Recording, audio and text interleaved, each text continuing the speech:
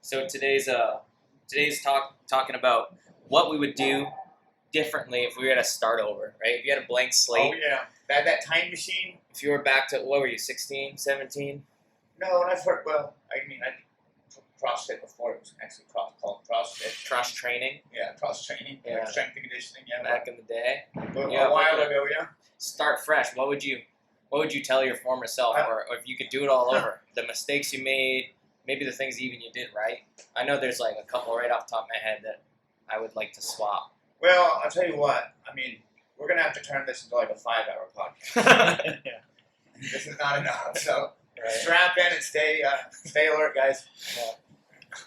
Yeah, there's so much that I could go over, but I think maybe before we get into that, there's a quote I just heard that is pretty cool, because I think a lot of new people coming in, maybe they don't have that, just the mindset, or they don't even know what they're in for when they sign up for a CrossFit class, or sign up with us for a membership.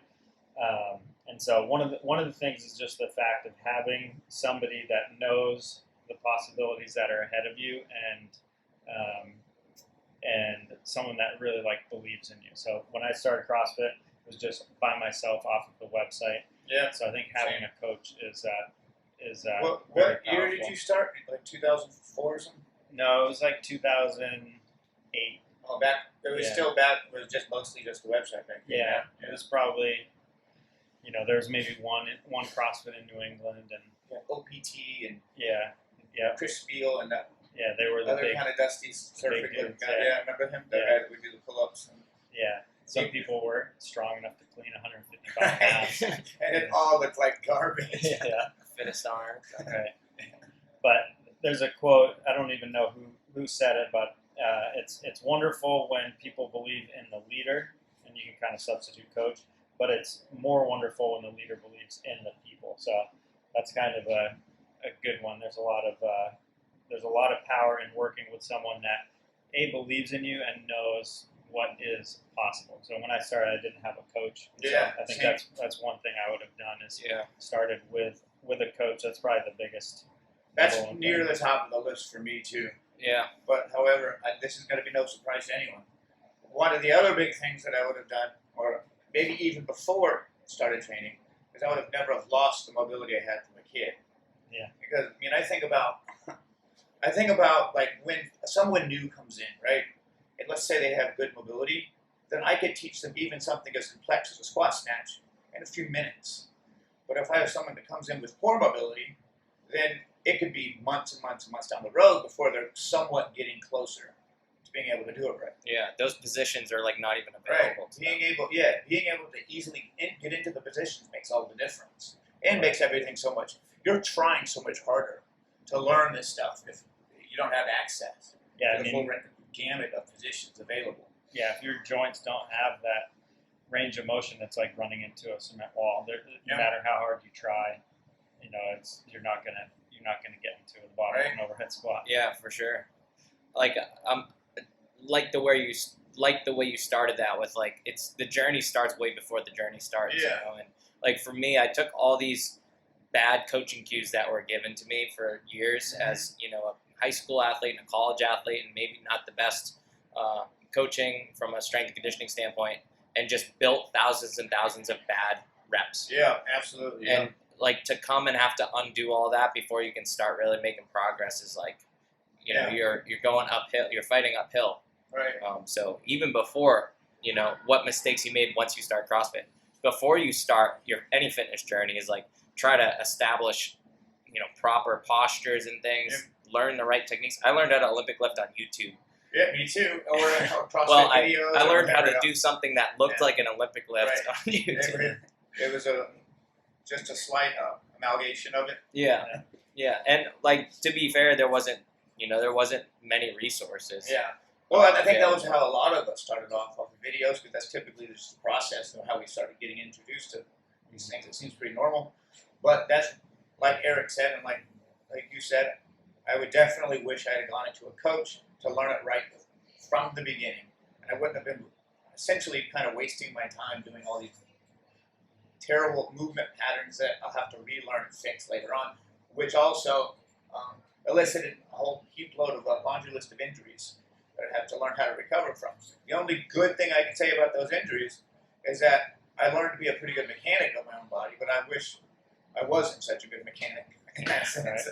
Because it sucks having to recover from so many injuries. Yeah, school of hard knocks. Right. Literally.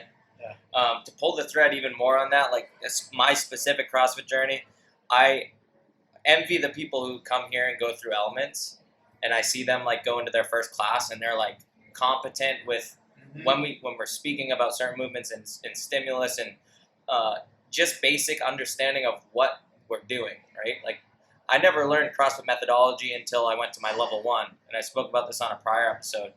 I had already been like a year and a half into training, like a lot of volume, just multiple sessions a day, and I didn't even know what it was. Yeah. So like flying blind in a way. So I think if I was to start over, I would have like bought and read the L1 handbook before I ever picked up a barbell or started doing stuff on the rings or any of that, and just arm yourself with knowledge. Even if you don't plan on coaching, just as an athlete, know what you're doing. And like the first time I ever heard about like power output, or I heard about what a functional movement is, was like I said, a year and a half into doing the methodology. Yeah. And not everybody needs to, get into the woodwork with stuff, but just to have that basic grasp of what it is that you're doing. Yeah. Yeah, even just knowing what the definition of fitness is, like that's kind of, I think, the most powerful, or the thing that made CrossFit explode so much is they were the first people to actually define what fitness is. So many people come in like saying, I want to get fit, but they can't actually define what fitness is. Right. So. Probably another thing that I wish that when I first started is, as an athlete, all growing up, been heavily involved in sports and special operations and everything, there's a high likelihood I'd be very competitive. It's unavoidable. But I wish that at the beginning, when I was learning things, that I had no competition in mind, because I wasn't at a proficiency level where I should have been very competitive. I wished I would have had an entirely different technique-focused approach to learning it. Maybe if I had the foresight to know it's not always going to stay like this, Right. but eventually I'll get to a point of the virtuosity of movement where I can be competitive. But if I follow the process and be patient with getting to there, I would have been a lot better off, I think. And I think having a coach, like you already brought that up, but having a coach to guide you there and be like, hey, that skyrockets the progress. Yeah. Huge. Yeah. And the expectation with CrossFit is kind of like jump in and do it and compete right away, or at least it used to be. Whereas any other sport, like if you're like, football looks fun, I'm going to start this. I'm going to go like throw down with the Patriots. Like that you would just get obliterated. And you wouldn't progress at all because you'd just get it. Yeah, you just get the crap knocked out of you for it's not they're not very stimulus to have adaptation. Right. Yeah. So, having that mindset of I'm going to need to practice for a long time before I can throw down and compete. That's something that is definitely valuable to know. Well, and that is part of the appeal of CrossFit too, the competitive element. Right. So I'm definitely not saying never compete. Well, your main competition is yourself anyway. It's not other people. Right. But just allowing yourself space to grow into that competitive aspect of it. Yeah. The something that I think we teach in elements that I think is again something I wish I had learned earlier. When we talk about beginning your CrossFit career or any fitness career, we have this specific kind of linear progression. So first is mechanics, then is consistency, then comes intensity.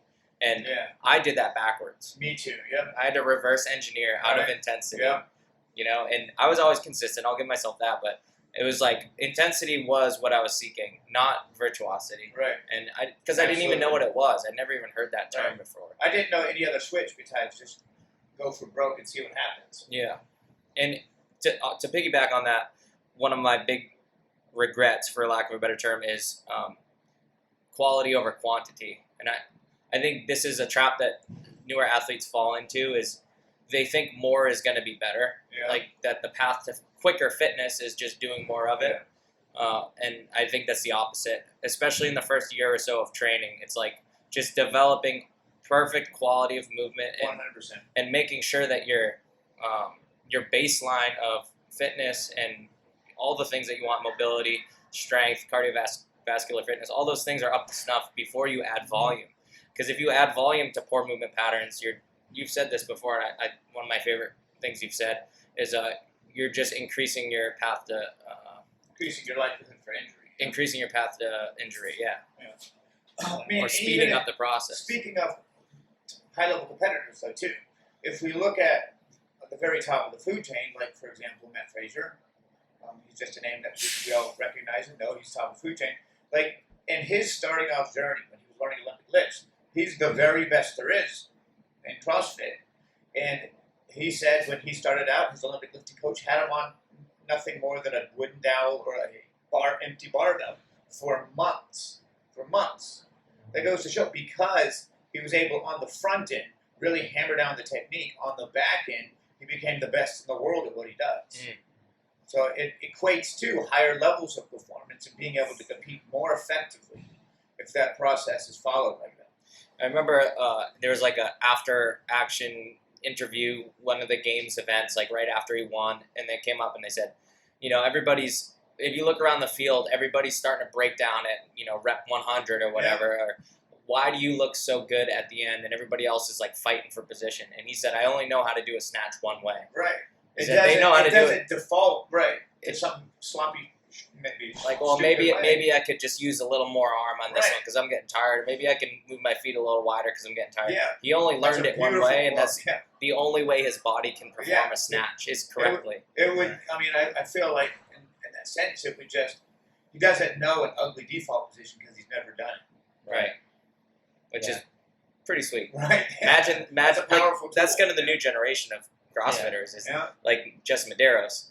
He learned everything at like 10 years old, like a muscle up, a snatch, handstand, even all the basic stuff. But like when he was malleable and downloaded all those movement patterns, and he doesn't practice it poorly. He doesn't have to undo bad reps. That is definitely a new thing. Like I remember in the early days, like the culture was like you watch someone that is just like they are dying in front of you and collapse when the workout's over. Their hands are ripped. They're moving like crap, but they're like pushing it so hard. Like that was like, wow, that's awesome. Those are the people. Yeah, that was glorified. Pukey little clown or whatever it was. Yeah. Live sore. Yeah. That was the. I'm glad that kind of culture has faded away. But that's So I think if CrossFit had from the beginning built that into their culture, it would have been much. I think a lot more people would have been benefited. Yeah, maybe not a clown for a mascot. But you do better than that. Right. Yeah, it's so funny. In cargo shorts. And those barefoot shoes. Yeah, I mean the methodology was so good that you were able to move past those just horrible business decisions of the early days. But it's really no surprise that the cream rose to the top eventually. Like that virtuosity of movement, even if it took 25 years to happen, it happened. It was inevitable. That's what happens within any sport. With any sport. Yeah.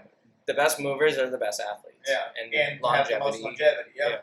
I mean, you can look at tennis, you can look at golf, you can look at anything. Look at if you look at the difference between Ronnie Coleman, who was a phenomenal Mr. Olympia champion. I think he has the most ever. So he's really, really good, right? But you look at him now. He's busted. He can barely move. He goes around in a wheelchair for a lot of his days. Right. But then you look at Jay Cutler, and Jay Cutler trained smart. He had everything was very controlled. Yep. He didn't do crazy heavy. And he's still legendary today, and is not a shadow of himself like some of the other ones. Yeah. So I think that's much more important. Who cares if you get a brief, you get to shine bright, hit the sun, and then get burnt for the last 30 years of your life. Yeah. It's better to be able to sustain that until the day you die. I think this ties into a bigger cultural undertone of the instant gratification, right? This is why I wanted to do so much. This is why I did make the mistake of taking on a lot of volume very soon without proper knowledge of what I was doing. Yeah. Because I wanted fitness faster than I earned it. Yeah. And I think that, like, if I was to go back, that would be the one thing that I tell my, you know, my former self. You know what? I just thought of something too. Kind of rung my bell here too. Is that something I like that you practiced for a while? Because I for a long time, as far as the time machine going back to me doing, for a long time I trained like a warrior poet, 3 to 4, 5 hours a day, right? But I think what I see in a lot of people who get really ambitious and are very motivated, or maybe have competitive backgrounds, is that's too much. It's too much. And so one thing that I love that you always say is minimum effective dose. Yeah. Because not only are you not burning your whole day in the gym, but you're actually adapting better from that effective dose, not being overloading. So that's one thing I would go back and redo, or at least shift gears on what I'm going to pay attention to. As far as I should have done hours more mobility and hours less of just weightlifting Right. and working out. I just put the sorry to cut you off. I just put the quote up on the board I showed you yesterday. Oh, It was yeah. from a Greek philosopher. It says the right dose differentiates a remedy from a poison. Yeah, that's perfect. Yeah. And that reminds me, maybe this is a good question that we can all answer. What's the dumbest thing you've done in your early days of CrossFitting? And mine was, I remember seeing Rich Froning's training schedule and being like, I'm going to do that. So for one look in the Wait, mirror. for how long though? So I made it 3 weeks. And what it was like you wake up, you train, you eat, you train again, then you take a nap, then you go train again, you eat, train. Yeah. So it was like four or five workouts throughout the day. Right. And that was like, I remember a weekend, I was like, wow, I'm like feeling pretty good. And then week 2, I was like sick and decrepit and dead. I'm similar, but I maintained that for like 5 years. Maybe not his 10, but something like 4, like a 5-hour day is typical for me. Wow. I mean, I literally would live at the gym. I have an office in the back with a bed that I'd sleep in. Right. And I would live, breathe, and eat working out. Wow. But what's funny though, because all that work, so I'm not in the gym 3, 4, 5 hours a day. I do a workout. My workout maybe takes between warm up and finishing, maybe takes an hour and some change. Of course, that's not including mobility and some other stuff that I throw in there. But I'm 95% of what I was when I was doing that god awful amount of volume. Right. And I'm way less prone towards injury now too.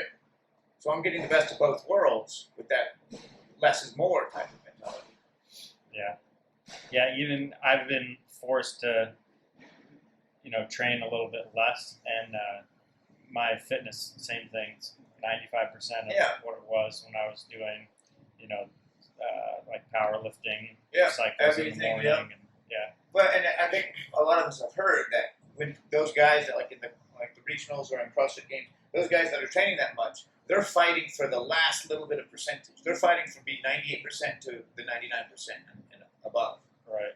That you can get the lion's share of that just by coming in here consistently for 5, 6 days a week, which I think is when I see people in there and they're grinding away, especially considering the demographic, they're grinding away for hours and hours on end, but they're doing tons of extra stuff. I usually even try and have a talk and say, hey, I feel like you get more out of this if you just, like Tyler's trying to say, if you just give more intensity to the short amount of time you're here, and then maybe do some recovery and mobility before and after rather than that. And if you're new to the value and doing tons of skill work and all that stuff, that's not going to beat up your body, but it's going to carry over and transfer you to allow it to be much more efficient when you do work out. Yeah, and I get it. I mean, there's all sorts of floods of chemicals that we get latched onto and addicted to, and there's some gratification from working hard. Yeah. But I don't think it's worth the sacrifice. Yeah. It's, kind of the same topic, but more so towards the recovery and nutrition side. I think I made this mistake, and I think a lot of new members or new athletes of CrossFit make this mistake. When they start asking more of their body, I know I did this. I used it as I gained a pint of ice cream today. Yeah, for sure. Yeah, I got into I would drink. Okay, now beer is an excellent post-workout. I'm going to have a case of beer. There was a point in my life. This was like my first year of CrossFit training because I went from I was a football player, and then I was just lifting, and then I went into like high volume CrossFit. And I was like, I need a pint of Ben & Jerry's every night, or I'm gonna like wilt away to nothing. Right. And this was like Liz was living down in Florida at the time. We were doing long distance, and every night we would Zoom call or FaceTime, whatever. And she's like, "Do you eat one of those every night?" I'm like, "I have to." I'm like, "I did 4 workouts. I did 4 workouts today. I have no choice. You gotta get the calories in." Yeah, but like definitely that, a big one. an extreme example. But I think people use their newfound training lifestyle as justification. I earned this vices. double bagel. Yeah. Okay. It's like, yeah, your body wants more, but it wants nutrients. It doesn't want ice cream and bagels. Just suck down And a case of beer. tablespoons of sugar. Yeah, and like I get the fact that you're burning more calories. Like that totally makes sense. You need probably more calories than you were taking in if you're somebody who's not carrying around excess body fat. But Right. yeah, they should be. It should be more of an emphasis on getting quality protein and some clean carb and all that stuff. Absolutely. Not so much just like, oh, I need extra I burnt 1,000 today. I need to put in 2,000. Yeah, I mean I think that warrants working out would warrant you like a mango rather than a pint of ice cream. Yeah. That reminds me of something I went through, which this isn't a regret, but like I did like the half a gallon of milk a day to try to gain some weight, and it worked out pretty well. But my fitness overall suffered, but my strength was improved. But one thing I see a lot with people is that with CrossFit, with so many different modalities like weightlifting, endurance, gymnastics, or whatever, usually people start CrossFit and then maybe they find that they're more passionate about like Olympic weightlifting, and so they go that direction. Well, I haven't seen, speaking of, not to get sidetracked, I haven't seen too many people be like, I just want to be an awesome gymnast. Yeah, that's true. Yeah. Yeah. But yeah, sucks. usually it's That's like, why. I want to run marathons or I want to lift heavy weights, and they kind of lose sight of CrossFit, which is being able to do both. Yeah. So I guess, like, what would you guys say to new people that are easily distracted, where they find this modality through CrossFit, and then that becomes their world, which isn't necessarily a bad thing, but when you're looking for health and fitness, it isn't the best. Yeah. I would say, how passionate are you really for this specialty that you're inclining yourself towards? Is it just because when that pops up, you like it better than, let's say, when a gymnastic movement pops up? Yeah. Are you trying to train for life? Are you trying to be able to live your life to the fullest you can? And you think now weightlifting will make the process easier, or whatever you do, or is it you actually love that sport essentially that you've chosen, and you really want to see how far you can go with it? Oftentimes, I feel like it's just people like weightlifting, whatever the thing that they started to bias towards better, Right. but they're at the sacrifice of their overall fitness. Yeah, that's what I was going to say. Is that I don't mind seeing that if it's like someone's true passion or whatever, but I don't like seeing it when it's whatever comes easy to that person. And they're like, oh, this is easy. I enjoy weightlifting. I don't have to get my heart rate up. Yeah. So I'm just going to do that. So now it's just amplifying strengths, right? Right. Not addressing weakness. Always amplifying strengths. That's again, to go back and talk to my former self, the first year or two, like there was the 5 movements I knew, like, hey, I hope those don't come up. Yeah. Like we call them, the old school, we call them goat movements, right? Yeah. So like I had those on the tip of my tongue all the time, but I just hammered the stuff I was good at because I played football. I could do heavy cleans, I could, sprint and all that, box jump, whatever, but gymnastics, like handstand work, muscle, I couldn't do a ring muscle up when I started. I couldn't do a handstand push-up. And I remember the day it changed for me, it was an open workout, and it had a bunch of strict handstand push-ups, and I knew I sucked at them. I just never worked at them because I didn't want to suck at anything. Yeah. Obviously, it wasn't the right mentality, but there's this shout out Pat Sweat if you're out there listening. This guy Pat Sweat, who was a member at my old gym, and he was I want to say like mid 40s. Yeah. Right? Now he's late 40s or whatever, and I'm 19 or 20, and we were right next to each other, and I beat him to the wall by like 2 minutes, and got like 5 handstand push-ups, and this dude just smoked the workout. Like it was pretty high reps, and he just smoked it. For the handstand push-ups, I didn't even come close to holding the torch to him, and he was literally double my age, if not more. So just a humbling experience. Yeah, and I really started thinking, like, why do I spend all this time practicing the stuff that I'm already decently proficient in, Right. and I don't even want to look at the 5 movements I suck you're at. not going to make much progress as you will if you're talking about weaknesses, right? And you can ask some of the members here because I've given them the same story. I decided that day to go on a crusade. Yeah. And I'm all right for the next 3 months or whatever. Every other day, I'm gonna practice handstand push-ups. And there's no way you're not gonna. There's a smart way to go about it, right? You're not just blindly doing a million reps, but to really devote your energy away from the things that you came in with as a strength. Or at least to get it to a maintenance level. Just to get it somewhat proficient. Right. But that's what it takes is like just humble yourself to. For sure. For me, that's what it was. Yeah. Absolutely. So this brings to mind, are there some things that you think that you did good for both of you guys?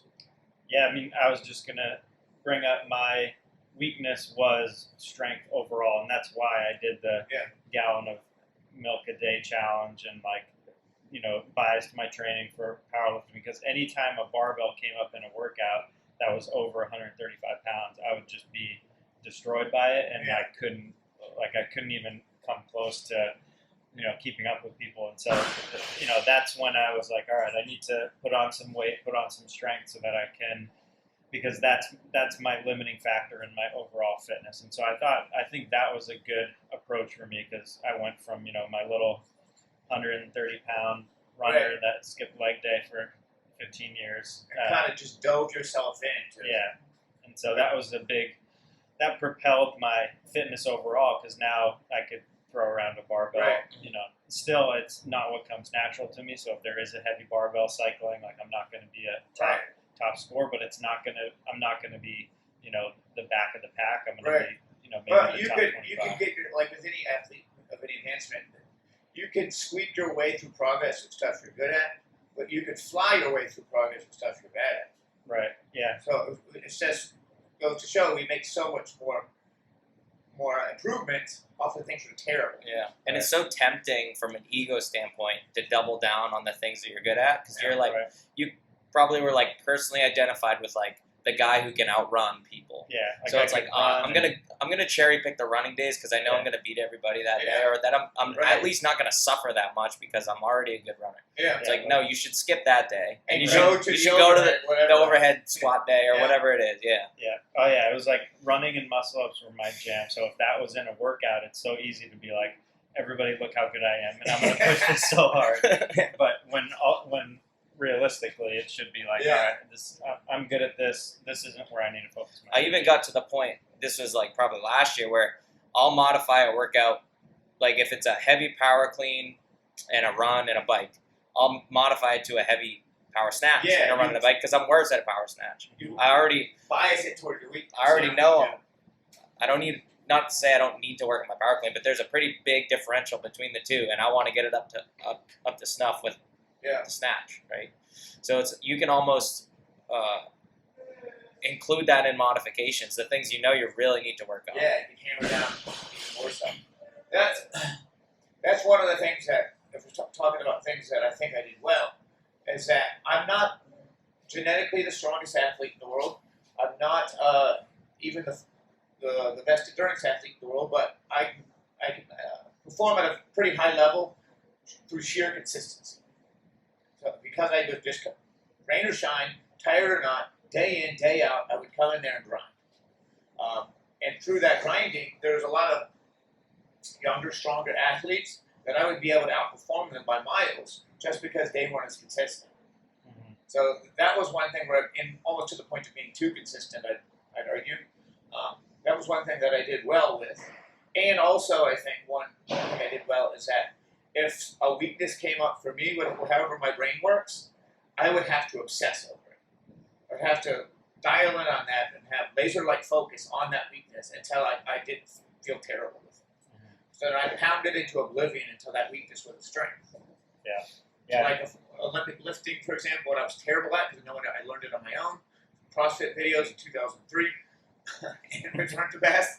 And then I go to an actual gym, and I'm garbage at Olympic lifting. So the first thing I did was sign up for Olympic lifting classes, get myself a coach. They had some pretty good coaches there, like Bob DeCano and the YMCA. So I just religiously went to Olympic lifting and got myself up to speed, where I felt like, okay, now I know what I'm doing.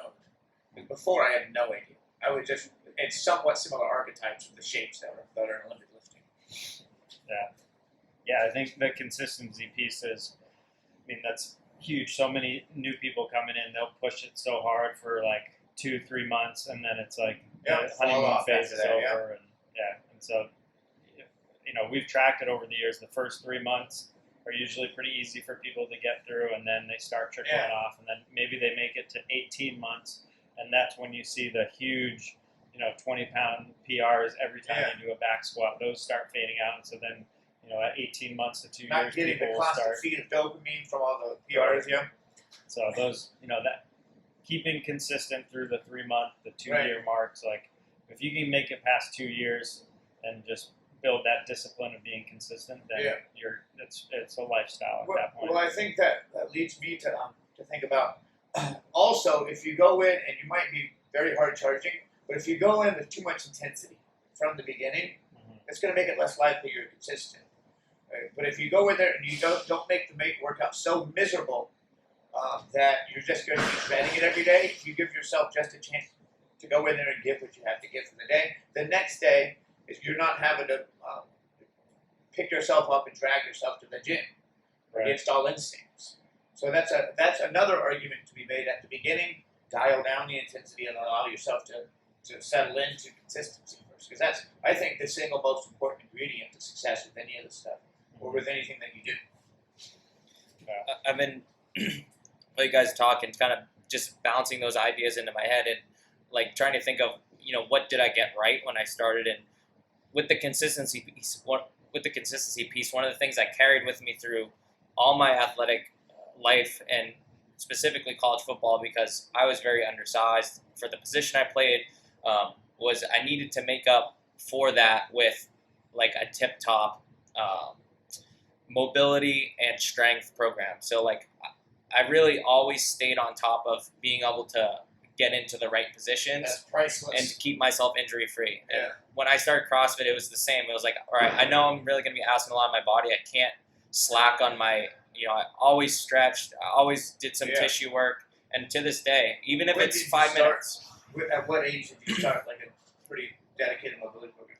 I mean, I feel like I've kind of always done it Since you were a teenager? in an innate way. Yeah. Wow.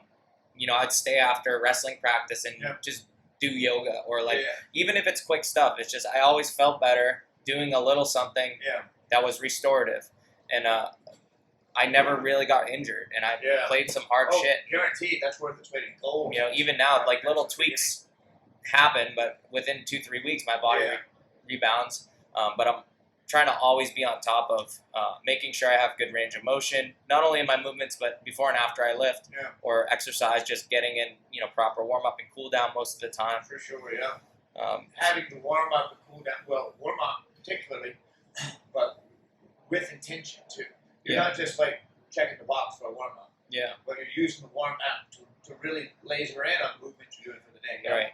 And it's a cerebral thing too. Like maybe I'm not doing an hour-long warm up, but if I do 10 minutes of warm up, I'm completely focused on every single sensation there is in there, and how that's going to pertain to what I use for a weight or a movement that day. And I think that's mentally preparing. Something that's valuable for new people is it's not just the workout, but it's the before and the after. And we talked about it last episode, how you recover from it. Yeah. Well, that makes me think of. Have you guys seen the studies on gymnasts and reference to them picking up other sports? No, just from anecdotal whenever someone has a Right, gymnast which I'm sure background is coming very- in, I'm like, Yeah, Sweet. they're gonna. You know they're gonna do everything well. They Right. got that Just so- body awareness. You know, Yeah, they have body awareness. They have, coachability. And the flexibility, mobility, the ability to manipulate their body around the center of gravity. They have with that coupled with their phenomenal mobility, just allows for them with actual mountains of research that says gymnasts can pick up any other sport way faster than non-gymnasts, just because they have all of those. They check all the boxes of the 10 general physical skills of fitness already before they even get in here. Yeah. And I think that is largely owed to means how intensely gymnasts focus on mobility and flexibility. yeah, and their entire world is practice. Yeah, right. It's Yeah. like it's all technique work. Right. And then every once in a while they'll push the limits on that. So that kind of reminds me of like a gymnast I remember here. It reminded me of a point I want to make, which is if you think about like coming into a gym, like a CrossFit gym specifically, it's gonna like come in with the mindset that you are in a population that isn't average. So like if like take the average CrossFitter, no matter who they are, if they've been doing CrossFit for a little bit, they're going to be astronomically more fit than the rest of the world. And so to compare yourself to everyone in the gym is kind of like comparing yourself to the top 1%. Yeah. And so don't beat yourself up if Right. you're not the best in the gym, because you step out the Yeah. gym and outside the gym you're Right. you're in the 1%. And so I think keeping the that in only mind. real comparison regularly should be yourself. Right. And that's why those linchpins and those getting our maxes and Benchmarks, benchmark workouts and Yeah. stuff like that are only relevant to the individual. that's a really cool perspective. I haven't thought of Yeah. that before. And then, I mean, that carries over to everything too. Like, it's almost impossible not to rise and grow and challenge yourself every day when you're surrounded by people that are in that top level. Because there's a saying like, average people want everyone to be average. Yeah. And when you're around people that are highly successful or high performers, they're not like that. They want to see everybody Right. succeed. So that's also a cool part of CrossFit is coming in. And, Iron sharpens iron. yeah, just the fact that everybody does want each other to succeed because we're at such a high level Yeah, absolutely. of fitness is a pretty cool thing to be around. It's hard Right. to find something like It's like that. when they say if you have 5 genius friends, you're going to be the 6th, right? Right. Yeah. You are who you surround yourself with. Yeah. Having a good community around you to elevate you makes all the Huge. difference. Yeah. I mean, to tie it back to the very first thing you said, like having a coach who believes in the potential that you have and having a community that can help support the drive to get there, it's like that is CrossFit. Yeah. Right. That is the value of the methodology is a whole different thing, but that is just the value of the affiliate. Right. And like on that note, if you're somebody out there who doesn't feel the magic, it's not CrossFit, and it's probably the coach or the affiliate culture, right? So Right. again, like kind of go back in time and talk to your former self. Know that you're worth what you think you deserve, for lack of a better term, or easy way to put it. Like if you want to be coached and your coach isn't coaching you, go find a coach who will. Or if you're in a community where people aren't very supportive and it's more like, dog eat dog and Yeah. looking at each other's scores and judging, Yeah. go find a different Counting affiliate. everyone's reps. Yeah, because there's Everyone gyms else out there is like good. that. I've been to them. There Right. are gyms They out all there like have. that. And don't let that take away from like the gold that is a good coach, a good community with properly administered CrossFit methodology. There's nothing better than that. Yeah. Just keep That is searching. prescription. Yeah. The most potent prescription you can get. So yeah, and just dive into that. Like be a part of it, and when you start out, everybody's kind of like they always like to distance themselves, and it's hard to jump into a community. It's like being at a new school, but that's one piece of advice I would say too is just for new people, just dive in, get to know people, and embrace it because it's hugely beneficial. Whether that's through lifelong friendships, relationships. I've seen people get new careers and new jobs just from networking Oh, here, yeah. For sure. It's crazy New the wives. potential. Yeah. New wives, ex-wives. Hopefully none of that. I have seen it. Yeah. But yeah, I mean that kind of speaks to it too. Is you're going to change, and if you're around average people, maybe hopefully you bring your spouse in here and you change together. Right. I think that's like some of my favorite groups are husbands and wives that come regularly together, Yeah. and you can see them like they're growing at the same rate. It's like this for sure. Yeah. reciprocal relationship, and they're supporting each other's efforts. Maybe it wouldn't be the same if one was coaching the other, but Yeah, we can't. Been there before. maybe a little more friction there. I always say whenever Sarah's yelling, like, pick up the bar, all I hear is like, pick up your dishes. I'm like, leave it alone. Get out of here. You pick them up. That's good. So, if you were to have someone held a gun to your head, top 3, what do you guys think? Bad or good? Top 3 things you would go back in time to rewind. All right, so I'll try to distill all mine, and it might even be the same as your guys. More isn't better. Focus on finding the right fit, the right coach in the right gym. Come to Primal Athletics, y'all. And then 3 is double down on the things you're not good at when you start, not the things that you come in already proficient with. And I think even those basic things will like exponentially expedite your process and your progress. Yeah, that's 2 of those are pretty similar. Mine would be find a place to train, whether that's a coach or a community. Find a place that works well for you, and then attack your weaknesses, like you said, same thing. And then third thing, I don't have a third thing. Well, I'm going to go 3 to 1. So maybe not that order, but I think it's about this way. Well, 3, I think, would be to not be so deeply focused on competitive development. Back off from the beginning. 2 kind of ties into that. Find a coach and have someone teach me how to do everything first. Because I just could have learned everything so much better with so much less of a learning curve if a coach taught me. I mean, I kind of look at this stuff, not to get too wrapped up in this. I kind of look at it as if you're trying to learn jiu-jitsu, it's going to be impossible to properly learn from a video. And I think this is even more. It's even harder to learn on your own with Because of everything. the breadth of skills. Exactly. There's so much things involved with it. So you're just skyrocketing your progress if you have someone that knows what they're doing to teach you right. And that includes everything from movements to pacing to breathing, all these things that we don't even think of, strategy for how you do it. They all come together, which we don't even realize when we first start off, how much of things are involved, how many variables are in the equation. And then, of course, for me, number one would be maintain my good mobility I had as a young kid throughout my life. Yeah, I mean, it makes sense. CrossFit, ultimately what CrossFit is just getting the most performance from your body as you can. Yeah. And that starts when being you're able born. to express what strength I have Right. in the fullest extent that I can. Yeah, and that starts when you're born. You know? So yeah, keeping that as a kid, and, having kids. Right. Myself, When I look at pushing babies that on bottom of a squat, I want to punch them. That's That's you haven't worked a second for that. Yeah. I've been doing GoWOD for 6 years. It can't even come close. Yeah. I think that's a good. And knock them over like a bowling pin. That's the quote to end the podcast. Punching babies. Yeah. Don't Yelp review us on this episode. Right? It was good right up till the end. We almost made 1 it. star.